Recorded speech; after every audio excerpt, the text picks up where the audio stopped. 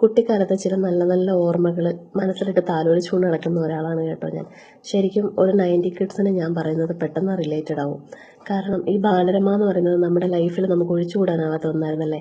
ഇപ്പോഴത്തെ കുഞ്ഞുങ്ങൾ mobile use ചെയ്യുന്ന പോലെയല്ലേ നമുക്കന്ന് ബാലരമ.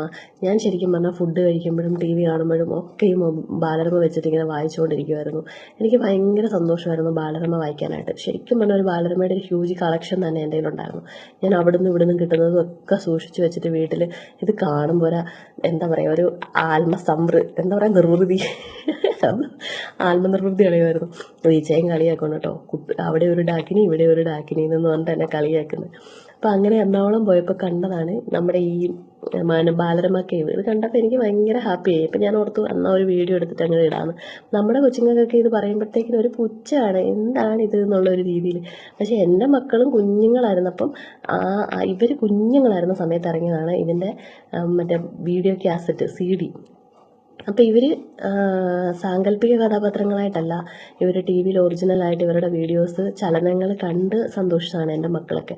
നമ്മളിത് വായനയിലൂടെ അല്ലേ, സങ്കല്പത്തിലൂടെയാണ് നമ്മളിതെല്ലാം കണ്ടിരിക്കുന്നത്. അപ്പം നമുക്കിതൊക്കെ വീണ്ടും വീണ്ടും കാണുമ്പം നമ്മുടെ കുട്ടിക്കാലത്തേക്ക് നമ്മൾ ഓടിപ്പോവല്ലേ. അപ്പോൾ ഇതിങ്ങനെ ഇവിടെ ചെന്ന് കണ്ടു കഴിഞ്ഞപ്പോഴത്തേക്കിന് എനിക്ക് ഭയങ്കര സന്തോഷമായിരുന്നു. ഞാൻ ഈ ബാലരമ ഒരു ദിവസം പോലും മിസ് ചെയ്യാതെ ഞാൻ മുടങ്ങാതെ വായിച്ചുകൊണ്ടിരുന്ന ഒരാളാണ്. അപ്പം നിങ്ങൾക്ക് ഞാൻ ഈ പറയുന്നതൊക്കെ കേൾക്കുമ്പോഴത്തേക്കിന് ചിലർക്കെങ്കിലും ഞാൻ പറയുന്നതുമായിട്ട് റിലേറ്റഡ് ആവുന്നുണ്ടായിരിക്കുമെന്ന് ഞാൻ കരുതുന്നു.